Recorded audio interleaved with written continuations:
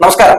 ഈ നാട്ടിലെ നിയമ സംവിധാനങ്ങളെയും സർക്കാരിനെയും പുച്ഛിച്ചു നടന്ന രാഹുൽ മാങ്കൂട്ടത്തിൽ എം.എൽ.എ ബലാത്സംഗ കേസിൽ അറസ്റ്റിലായി ജയിലിൽ ഇപ്പോൾ ചപ്പാത്തിക്ക് കുഴയ്ക്കുകയാണ്.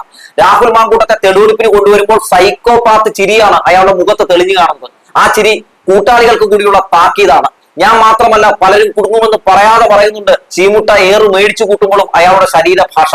മാങ്കൂട്ടത്തിലിന്റെ ലാപ്ടോപ്പും മൊബൈലും പലരെയും ഭയപ്പെടുത്തുന്നുണ്ടെന്ന കാര്യത്തിൽ ഒരു തർക്കമില്ല. SIT ഡബിൾ സ്ട്രോങ് അല്ല, ട്രിപ്പിൾ സ്ട്രോങ് എന്ന് പറഞ്ഞു വെച്ചുകൊണ്ട് വാർത്തയിലേക്ക്.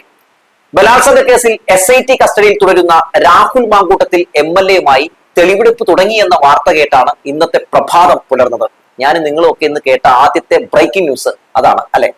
ചില സിനിമകളിലെ സൈക്കോപാത്തുകളെ വെല്ലുന്ന ചിരി മുഖത്ത് ഫിറ്റ് ചെയ്ത് തന്നെയാണ് ഇന്നത്തെ ദിവസവും അയാൾ മാധ്യമങ്ങളുടെയും ജനങ്ങളുടെയും മുന്നിൽ അവതരിച്ചത്, പ്രത്യക്ഷപ്പെട്ടത്. തിരുവല്ലയിലെ ക്ലബ് 7 ഹോട്ടലിൽ എത്തിച്ച് തെളിവെടുപ്പ് നടത്തി 408 നമ്പർ മുറിയിൽ അടക്കം പരിശോധന നടത്തിയാണ് SIT ഇന്ന് മടങ്ങിയത്. ആദ്യം അന്വേഷണത്തോട് നിസ്സഹകരണം കാട്ടിയ രാഹുൽ മാങ്കൂട്ടത്തിൽ MLA പിന്നീട് ഹോട്ടലിൽ എത്തിയ കാര്യം സമ്മതിച്ചു എന്നാണ് പറയുന്നത്. അതിനുള്ള കാരണം കൂടി ഞാൻ പറയാം. യുവതിയുമായി സംസാരിക്കാനാണ് ഹോട്ടലിൽ എത്തിയതെന്നായിരുന്നു രാഹുൽ മാങ്കൂട്ടത്തിൽ MLA SITക്ക് നൽകിയ മറുപടി എന്നാണ് അറിയാൻ സാധിക്കുന്നത്. എന്നാൽ പീഡിപ്പിച്ചു എന്ന അതിജീവിതയുടെ പരാതിയിൽ രാഹുൽ മാങ്കൂട്ടത്തിൽ മറുപടിയും പറഞ്ഞില്ല. രാഹുൽ BR എന്ന രജിസ്റ്ററിലെ പേര് നിർണായക തെളിവായി SIT സ്വീകരിച്ചിട്ടുണ്ട് എന്നുള്ള കാര്യം മനസ്സിലാക്കിയത് കൊണ്ട് തന്നെയാണ് രാഹുൽ മാങ്കൂട്ടത്തിൽ MLA ഇന്നത്തെ പല ചോദ്യങ്ങൾക്കുമൊക്കെ അദ്ദേഹം ഉത്തരം നൽകി വന്നു എന്നുള്ള കാര്യങ്ങളൊക്കെ സമ്മതിച്ചത് എന്നാണ് മനസ്സിലാക്കാൻ സാധിച്ചത്. അന്വേഷണത്തോട് യാതൊരു സഹകരണവും കാണിക്കുന്നില്ലെന്നും എല്ലാ ചോദ്യങ്ങൾക്കും പൊട്ടൻ ചിരിയാണ് ഉത്തരമെന്നുമാണ് പുറത്തുവരുന്ന വിവരങ്ങൾ. അതിജീവിതയുടെ പരാതിയുടെയും മൊഴിയുടെയും അടിസ്ഥാനത്തിലാണ് SIT ചോദ്യങ്ങൾ തയ്യാറാക്കിയിരിക്കുന്നത്. 20-ലധികം ചോദ്യങ്ങൾക്കുള്ള ഉത്തരമായിരിക്കും രാഹുൽ മാങ്കൂട്ടത്തിൽ MLA-യിൽ നിന്നും SIT തേടുക എന്നാണ് മനസ്സിലാക്കാൻ സാധിക്കുന്നത്. ഇന്നും മൊബൈൽ ഫോണിന്റെ പാസ്വേഡ് നൽകാൻ തയ്യാറായിട്ടില്ല ഈ MLA. രാഹുലിന്റെ ലാപ്ടോപ്പിൽ നിർണായക വിവരങ്ങൾ ഉണ്ടാകുമെന്നാണ് SITയുടെ നിഗമനം. ലാപ്ടോപ്പ് കണ്ടെത്തുന്നതിനായി രാഹുലിന്റെ അടൂർ നെല്ലിമുകളിലെ വീട്ടിൽ SIT ഇന്ന് പരിശോധന നടത്തി. കുറച്ചധികം സമയം അവിടെ പരിശോധന നടത്തി. പക്ഷേ പ്രതി ലാപ്ടോപ്പ് പോലീസ് പൊക്കുമെന്ന് ഭയന്ന് ഒളിപ്പിച്ചിരിക്കുകയാണ്. അതുകൊണ്ട് അത് കണ്ടെത്താൻ കഴിഞ്ഞില്ല. പാസ്വേഡുകൾ നൽകാത്തതും ലാപ്ടോപ്പ് എവിടെയാണെന്ന് രാഹുൽ മാങ്കൂട്ടത്തിൽ MLA പറയാത്തതിനും പിന്നിൽ എന്തോ ഒരു കള്ളത്തരമില്ലേ എന്ന് നിങ്ങൾ ചിന്തിക്കുന്നുണ്ടാകും. തീർച്ചയായും മറക്കാൻ എന്തൊക്കെയോ ഉണ്ട്. അതുകൊണ്ട് തന്നെയാണ് ഇയാൾ ഇത് ഒളിപ്പിച്ചിരിക്കുന്നത് എന്നാണ് മനസ്സിലാക്കേണ്ടത്. എന്തായാലും ഈ ലാപ്ടോപ്പും അതുപോലെ തന്നെ ഈ പാസ്വേഡും ലഭിച്ച ശേഷം രാഹുൽ മാങ്കൂട്ടത്തിലിന്റെ മൊബൈല് പരിശോധിച്ച് അല്ലെങ്കിൽ ലാപ്ടോപ്പ് പരിശോധിച്ച് കഴിഞ്ഞാൽ ഒരുപാട് ആളുകൾ, പല ഹെഡ്മാഷുമാരും ഒക്കെ പെടും എന്ന് തന്നെയാണ് ഇപ്പോഴത്തെ ഒരു പോക്ക് കണ്ടിട്ട് മനസ്സിലാക്കാൻ സാധിക്കുന്നത്. നോക്കൂ, ഇത്തരം വളരെ ഗുരുതരമായിട്ടുള്ള ഒരു സംഭവം നടന്നിട്ട് ഈ സമയം വരെ കോൺഗ്രസിലെ ഏതെങ്കിലും ഒരു നേതാവ് MLA സ്ഥാനം രാജിവെക്കണമെന്ന് നിങ്ങൾ പറഞ്ഞു കേട്ടോ? ഇതിപ്പോ മുകേഷിന്റെ കേസ് പോലെ അല്ലെങ്കിൽ മറ്റ് അത്തരത്തിലുള്ള കേസുകൾ പോലെയുള്ള കേസാണോ? അതിനേക്കാൾ കൂടിയ തീവ്രത കൂടിയ കേസല്ലേ? ഒരാളാണോ പരാതിക്കാരൻ? എത്രയധികം പരാതിക്കാരാണ്. ഓരോ പരാതിക്കാരും തങ്ങൾക്കുണ്ടായ ദുരനുഭവങ്ങൾ തുറന്നു പറയുന്നത് കേട്ട് സത്യത്തിൽ അന്തം വിട്ടിരിക്കുകയാണ് കേരളം. അതായത് പ്രജ്വൽ രേവണ്ണയെ മറികടക്കുന്ന രീതിയിലുള്ള ഒരു എന്താ പറയാ, ഒരു ഞരമ്പൻ സ്വഭാവമാണ് രാഹുൽ മാങ്കൂട്ടത്തിൽ MLA ഇവിടെ നടത്തിയിട്ടുള്ളത്.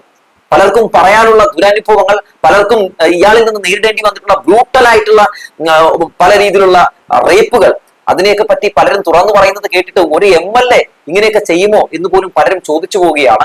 MLA എന്ന് പറയുന്ന പ്രിവിലേജ് ഉപയോഗിച്ചുകൊണ്ട് അയാൾ കാണിച്ചു കൂട്ടിയ അശ്ലീലങ്ങൾ, അയാൾ കാണിച്ചു കൂട്ടിയ തെമ്മാടിത്തരങ്ങൾ, തെണ്ടിത്തരങ്ങൾ, അതൊക്കെ ജനങ്ങൾ കണ്ടുകൊണ്ടിരിക്കുകയാണ്. എന്തായാലും ഈ ലാപ്ടോപ്പ് പരിശോധിച്ചു കഴിഞ്ഞിട്ടുണ്ടെങ്കിൽ ആരൊക്കെ പെടും എന്ന് തന്നെയാണ് രാഷ്ട്രീയ കേരളം ഉറ്റുനോക്കുന്നത്. എന്തുകൊണ്ടാണ് കോൺഗ്രസിലെ ഒരു വിഭാഗം എന്നല്ല വലിയ വിഭാഗം ആളുകളും ഇയാളെ രാജിവെപ്പിച്ച് ചവിട്ടി പുറത്താക്കെന്ന് പറയാത്തത് എന്ന് ചോദിച്ചാൽ ഒരുപക്ഷെ ഇതൊക്കെ പരിശോധിച്ചിട്ടുണ്ടെങ്കിൽ പലരും കുടുങ്ങുമോ എന്ന ഭയമാണോ എന്ന് ആരെങ്കിലും ചിന്തിച്ചാലും നമുക്ക് തെറ്റു പറയാൻ കഴിയില്ല. ഇപ്പോ തന്നെ എടുത്തു നോക്കിയാൽ യൂത്ത് കോൺഗ്രസിലെ ചില വനിതാ നേതാക്കൾ അല്ലാതെ ആരാണ് ഇയാളെ പുറത്താക്കണം എന്ന് ശക്തമായിട്ട് പറയുന്നത്? സതീശൻ പറയുന്നുണ്ടോ? ഇല്ല. ഈ രാഹുൽ മാങ്കൂട്ടത്തിൽ MLA ഇങ്ങനെ വളർത്തിയത് ആരാണ്? സതീശനും ഷാഫി പറമ്പിലും ഒക്കെ അടങ്ങുന്ന സംഘമല്ലേ? അതായത് പണ്ട് നമുക്കറിയാം, ഈ റിനി ആൻഡ് ജോർജ് എന്ന് പറയുന്ന പെൺകുട്ടി ഈ രാഹുൽ മാങ്കൂട്ടത്തിൽ MLA-ക്കെതിരെ പരാതി കൊടുത്തപ്പോൾ അന്ന് ആ പരാതി സ്വീകരിച്ചൊരു നടപടി പോലും സ്വീകരിക്കാതിരുന്ന വ്യക്തിയാണ് ഇന്നത്തെ കേരളത്തിന്റെ പ്രതിപക്ഷ നേതാവ് VD സതീശൻ. മാത്രവുമല്ല, VD സതീശൻ അന്ന് അങ്ങനെ ഒരു നടപടി സ്വീകരിച്ചിരുന്നുവെങ്കിൽ ഇന്ന് സത്യത്തിൽ ഈ ഒരു വിഷമരം ഇങ്ങനെ വലിയൊരു വിഷവിത്തായി മാറുകയില്ലായിരുന്നു. മാത്രമല്ല ഷാഫി പറമ്പിൽ MLA പോലുള്ള ആളുകളൊക്കെ ഇയാളെ വലിയ രീതിയിൽ തന്നെ വളമിട്ട് വളർത്തിയിട്ടുണ്ട്. അതുകൊണ്ട് തന്നെ ഈ ഒരു വിഷയത്തിൽ ആർക്കൊക്കെ പങ്കുണ്ട് എന്ന് കേരള സമൂഹത്തിന് അറിയേണ്ടതുണ്ട്. അതുകൊണ്ട് വരും ദിവസങ്ങളിൽ ഇയാളിപ്പോൾ ഇങ്ങനെ വിസമ്മതിക്കുകയാണ് ഇത്തരം കാര്യങ്ങൾക്ക് എന്നാണ് മനസ്സിലാക്കാൻ സാധിക്കുന്നത്.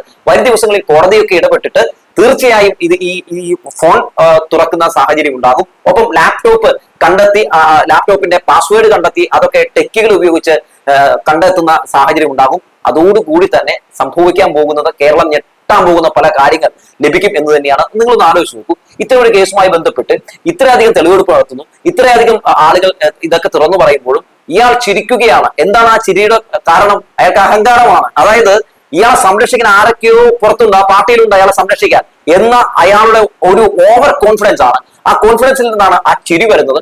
ആ ചിരി മങ്ങും അധികം വൈകാതെ എന്ന് രാഹുൽ മാങ്കൂട്ടത്തിനോട് പറഞ്ഞു വെക്കുകയാണ്. അതേസമയം രാഹുലിനെതിരായിട്ടുള്ള 3ാമത്തെ ബലാത്സംഗ കേസിൽ അതിജീവിതയുടെ രഹസ്യമൊഴി എടുക്കാൻ പ്രത്യേക അന്വേഷണ സംഘം തീരുമാനിച്ചിട്ടുണ്ടെന്ന വളരെ നിർണായകമായിട്ടുള്ള വിവരങ്ങൾ കൂടി മാധ്യമങ്ങളിലൂടെ വരുന്നുണ്ട്. കോടതിയിൽ ഉൾപ്പെടെ അതിജീവിതയുടെ മൊഴി രേഖപ്പെടുത്തേണ്ടതുണ്ട്. നിലവിൽ വിദേശത്തുള്ള അതിജീവിതയുടെ മൊഴി ഇന്ത്യൻ എംബസി വഴിയോ അല്ലെങ്കിൽ വീഡിയോ കോൺഫറൻസിംഗ് വഴിയോ ഒക്കെ ആകും രേഖപ്പെടുത്തുക എന്നാണ് അന്വേഷണ സംഘത്തിന്റെ ഇപ്പോഴത്തുള്ള പോക്ക് കണ്ടിട്ട് മനസ്സിലാക്കാൻ സാധിക്കുന്നത്. ഇതിനായി തിങ്കളാഴ്ച ഹൈക്കോടതിയുടെ അനുമതി തേടിയേക്കും. ഒരുപക്ഷെ കോടതി അത് കൊടുക്കാനും സാധ്യതയുണ്ട്. ഇന്നലെ SP പൂങ്കുഴലി അതിജീവിതയുമായി ഫോണിൽ സംസാരിച്ചു എന്നൊരു വാർത്ത കൂടി പുറത്തു വരുന്നുണ്ട്. രാഹുൽ മാങ്കൂട്ടത്തിലിന്റെ അറസ്റ്റിലേക്ക് നയിച്ചത് വിദേശത്തുള്ള യുവതി നൽകിയ പരാതിയായിരുന്നു എന്നുള്ള കാര്യം എല്ലാവർക്കും അറിയാവുന്നതാണ്. രാഹുലിൽ നിന്നേറ്റ കടുത്ത പീഡനങ്ങൾ ചൂണ്ടിക്കാട്ടിയായിരുന്നു യുവതി പോലീസിന് പരാതി നൽകിയത്. ആദ്യ കൂടിക്കാഴ്ചയിൽ തന്നെ രാഹുൽ അതിക്രൂരമായി ബലാത്സംഗം ചെയ്തുവെന്നും സാമ്പത്തികമായി ചൂഷണം നടത്തിയെന്നും അതിജീവിത നൽകിയ പരാതിയിൽ പറഞ്ഞിരുന്നു. ഒപ്പം വിവാഹം കഴിക്കാമെന്ന വ്യാജേനയാണ് താനുമായി ബന്ധത്തിലായതെന്നും ഒരു കുഞ്ഞുണ്ടായാൽ വിവാഹം വളരെ വേഗത്തിൽ നടക്കുമെന്ന് പറഞ്ഞ് വിശ്വസിപ്പിച്ചുവെന്നും ഒക്കെ യുവതി പറഞ്ഞിരുന്നു. നേരിൽ കാണാൻ ഹോട്ടലിലേക്ക് വിളിച്ചു വരുത്തി ഹോട്ടലിന്റെ പേര് നിർദ്ദേശിച്ച് റൂം ബുക്ക് ചെയ്യാൻ യുവതിയോട് ആവശ്യപ്പെട്ടു എന്നുള്ള കാര്യം കൂടി ഈ അതിജീവിത പറഞ്ഞിരുന്നു. റൂമിലെത്തിയ രാഹുൽ സംസാരിക്കാൻ പോലും നിൽക്കാതെ ശാരീരികമായി കടന്നാക്രമിച്ചു. അതിക്രൂരമായ പീഡനമാണ് നേരിട്ടതെന്നും യുവതി വെളിപ്പെടുത്തി. ആ പരാതിയിൽ അതൊക്കെ പറഞ്ഞിട്ടുണ്ട്. 3 ദിവസത്തേക്കാണ് തിരുവല്ല മജിസ്ട്രേറ്റ് കോടതി രാഹുലിനെ കസ്റ്റഡിയിൽ വിട്ട് നൽകിയത്. 15-ന് വൈകിട്ടാണ് രാഹുലിനെ തിരികെ കോടതിയിൽ ഹാജരാക്കേണ്ടത്. 16-ന് രാഹുലിന്റെ ജാമ്യ ഹർജി വീണ്ടും പരിഗണിക്കും. എന്തായാലും രാഹുൽ മാങ്കൂട്ടത്തിന് ഒരു രീതിയിലുള്ള ജാമ്യവും കൊടുക്കരുത് എന്നാണ് കേരള സമൂഹത്തിന് പറയാനുള്ളത്. കാരണം ഇയാൾ ചെയ്തിട്ടുള്ളത് അത്രത്തോളം ക്രൂരമായിട്ടുള്ള ക്രൂരതയാണ്. മാത്രമല്ല ഒന്ന് ആലോചിച്ച് നോക്കണം, രാഹുൽ മാങ്കൂട്ടത്തിൽ MLA ഒരു പെൺകുട്ടിയോട് വിവാഹാഭ്യർത്ഥന നടത്തി, പിന്നീട് ആ പെൺകുട്ടിയെ പീഡിപ്പിച്ച് ഗർഭിണിയാക്കി, അവസാനം ഗർഭചിത്രം നടത്തി. അതായത് ആ കൊച്ചിനെ കൊന്നുകളഞ്ഞു. ഞാൻ പറയുന്നില്ല, ഈ വൃത്തികെട്ടവൻ. എന്നിട്ട് ആ കേസുമായി ബന്ധപ്പെട്ട് ഒരു ഓഡിയോ ക്ലിപ്പ് പുറത്തു വന്നു. അന്ന് ആ ഓഡിയോ ക്ലിപ്പ് പുറത്തു വന്നപ്പോൾ രാഹുൽ മാങ്കൂട്ടത്തിനോട് മാധ്യമങ്ങൾ എല്ലാവരും ചോദിക്കുന്നുണ്ട്, ഈ ഓഡിയോ ക്ലിപ്പ് ഒറിജിനൽ ആണോ, ഈ ശബ്ദം നിങ്ങളുടേതാണോ, നിങ്ങൾ നിഷേധിക്കുന്നുണ്ടോ എന്ന്. രാഹുൽ മാങ്കൂട്ടത്തിൽ ഈ സമയം വരെ അത് നിഷേധിച്ചിട്ടില്ല. എന്തുകൊണ്ട് എന്നുള്ള കാര്യം പ്രധാനപ്പെട്ട ഒരു കാര്യമാണ്. രാഹുൽ മാങ്കൂട്ടത്തിൽ ഇത് നിഷേധിക്കാതിരിക്കുകയും ഈ കോൺഗ്രസ് ഇയാൾ സംരക്ഷിക്കുകയും ചെയ്യുന്ന ഇരട്ടത്താപ്പാണ് നമുക്ക് മനസ്സിലാക്കാൻ സാധിക്കാത്തത്. അതായത് സസ്പെൻഡ് ചെയ്തു എന്ന് പറഞ്ഞുകൊണ്ടായോ? അതായത് രാജിവെക്കാൻ ഇതുവരെ ഈ സമയം വരെ ബന്ധപ്പെട്ട അത് സണ്ണി ജോസഫ് ആണെങ്കിലും അല്ലെങ്കിൽ VD സതീശനാണെങ്കിലും പറയുന്നേ ഇല്ല എന്നത് മാത്രമല്ല, അടൂർ പ്രകാശിനെ പോലുള്ള UDF-ന്റെ കൺവീനർമാർ ഇയാളെ സപ്പോർട്ട് ചെയ്ത് ഇപ്പോഴും നിൽക്കുകയല്ലേ. എന്തായാലും രാഹുൽ മാങ്കൂട്ടത്തിന്റെ കേസ് കേരള രാഷ്ട്രീയത്തിൽ വലിയ ചർച്ചയായി മാറുമ്പോൾ ഇതുപോലുള്ള വിഷവിത്തുകൾ, ഇതുപോലുള്ള അശ്ലീലങ്ങൾ ഇനി ഉണ്ടാകല്ലേ എന്ന് മാത്രമാണ് പറയാനുള്ളത്. ഏത് പാർട്ടിയിലും ഇത്തരത്തിലുള്ള അശ്ലീലങ്ങൾ ഉണ്ടെങ്കിൽ അവരെ ചവിട്ടിപ്പുറത്താക്കുക. അതിപ്പോ കോൺഗ്രസിലാണെങ്കിൽ മാത്രമല്ല, CPM-ലാണെങ്കിലും BJP-യിലാണെങ്കിലും ഏത് പാർട്ടിയിലാണെങ്കിലും ഇത്തരം ആളുകളെ ചാട്ടക്കടിച്ച് പുറത്താക്കണം എന്നാണ് എനിക്ക് പറയാനുള്ളതെന്ന് പറഞ്ഞു വെച്ചുകൊണ്ട് നിർത്തുകയാണ്.